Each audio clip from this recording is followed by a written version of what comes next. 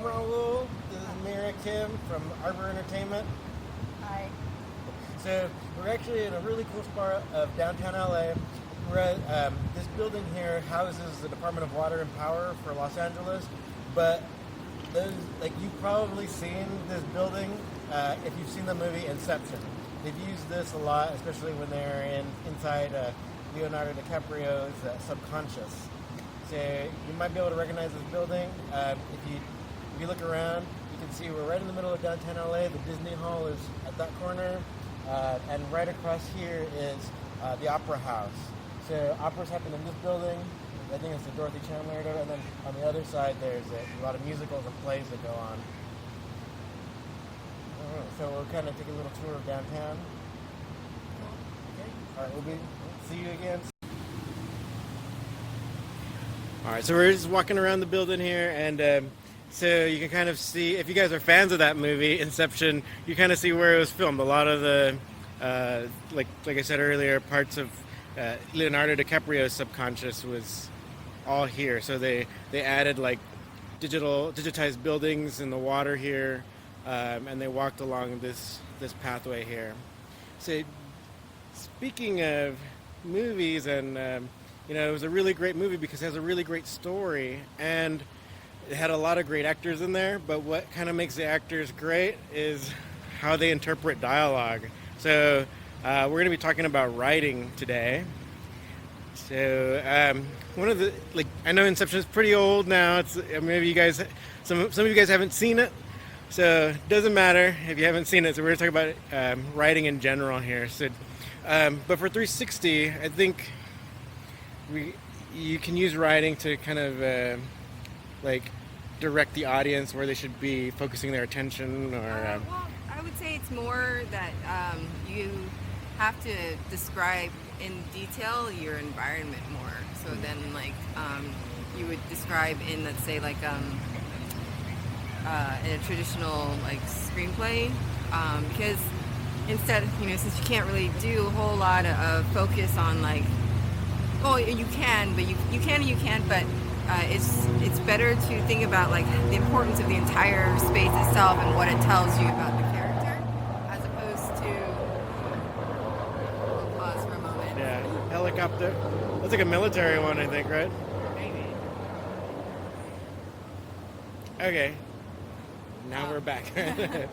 What were you? It's always important, just with any screenplay, it's always better to show who your characters are and what's happening, as opposed to telling people what's happening or who your characters are. It just ends up being much more connecting. Well, I believe it's a much more connecting experience when someone's showing you who they are versus telling you who they are. It's like if I hear someone tell me over and over again that they're a great swimmer, I'm like, yeah, sure, they could be a great swimmer, but that could vary depending on their opinion of what a great swimmer is and my opinion of what a great swimmer is. Yeah. And once I see them swimming, I might be like, oh, they're okay. Yeah. But they're like, oh, I'm a great swimmer. I mean, granted, a lot of that's opinion, but it's nicer to be able to form my own opinion about somebody rather than having them tell me.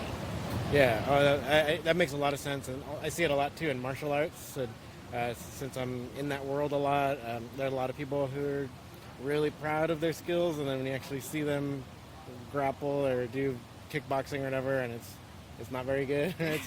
So yeah, we've seen that a lot. Yeah. But yeah, I mean, actually, you mentioned earlier that you did see an animated feature that had very little dialogue, but it was... There's no dialogue at all. Okay. Yeah, Okay, yeah. cool. It was actually, I think it's on the Veer channel. It's called, I believe, Dreamcatcher. Oh, there's shootings in there too. And it's it's an animation about this man and his dog, and they live underneath this overpass, and people will throw things off the overpass, things that I guess are no longer, or that are their broken dreams, and so he collects them and fixes them, and then basically he collects and repairs broken dreams. which is like the premise of the short. And it's really, I thought it was a really well done piece. I enjoyed some of the transitions that they used, for the passage of time.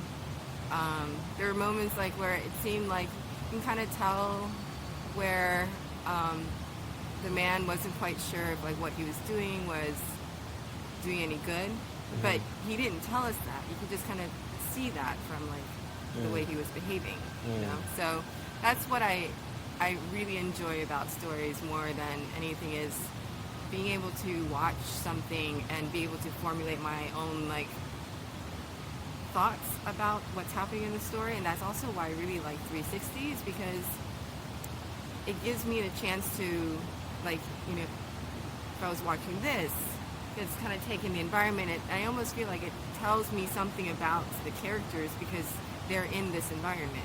Yes. And to me, it could be something that's like completely like unrelated, or like, or maybe not necessarily like unrelated, but what I'm thinking about the character might not have anything to do with that character, but suddenly I feel a little more connected to them because I'm connecting to something about those people through the environment that they're in. So Oh, that makes a lot of sense, and I think that's one of the things that it's like very special about filming in 360, because if we film like regular 2D, right, then you're only getting snapshots of things, so you can kind of get ideas of what the environment is like, but you don't get true sense of scale and just how the environment truly is unless you can actually look around and see for yourself, really. Yeah. And I've been doing some, research, just, because storytelling has a lot to do with, like, not, it beyond the words themselves, right? So I did watch this, like, seminar about body language and how much your body language tells what you're thinking or what your intentions are, right? So in that sense, I realized that a lot of these films and I understand like close-ups are great because they're very like, you're really right there with the person, and you can't do anything but be engaged with that person, right? But at the same time, I feel like you lose so much when you don't see what their body is doing. Yeah, right? That's a great point. So that's another reason why I like 360, is because like there's almost a sense of like honesty behind this type of format, because you can't really hide anything. No. So yeah, I don't know that that's always such a good thing, but I just personally really am enamored by it. Okay. Yeah, me too. I think it's a really good way to put it, because I think it's not really being spoken about that way. A lot of times what I hear about 360 is that like the files that we produce, they're so large and it's so hard to edit and this and that, and then but people are maybe looking at that and seeing a problem, but if you can kind of look beyond that and to see like all the things that 360 can provide with regards to the viewer experience, then we can maybe not worry so much about how large our files are. Yeah. And plus, I mean, the tech is getting, if you just think about it, the tech is improving so much faster now than it was like 10 years ago. Like, I want to say like 2 years ago, it would cost me like $150, $200 to get like a 2 terabyte, or maybe like a 1 terabyte drive, right? And 10 years ago, no one even thought of like the 1 terabyte drive consumer hard drives even like being around. Yeah. But now you can get like a 2 terabyte drive for like, $100. Yeah, that's true. It just keeps continuing to get like all of the, I guess, data hardware gets smaller and faster and cheaper. So yeah, it's not gonna, I feel like it's not gonna, what we have right now is not gonna be such an issue as far as workflow probably in the next 5 years or so. Awesome. But yeah, now you raised some pretty good points. So I think that's why you and I are still going to be working in this medium. Yeah. Maybe we'll take a break here because all the helicopters are coming in, and we'll probably. They're filming behind us. I wonder what they're filming. Yeah. It looks like they have an Alexa. Yeah, an Alexa. Filming in 2D. Okay, just kidding. No, still cool, still cool. All right, we'll see you later.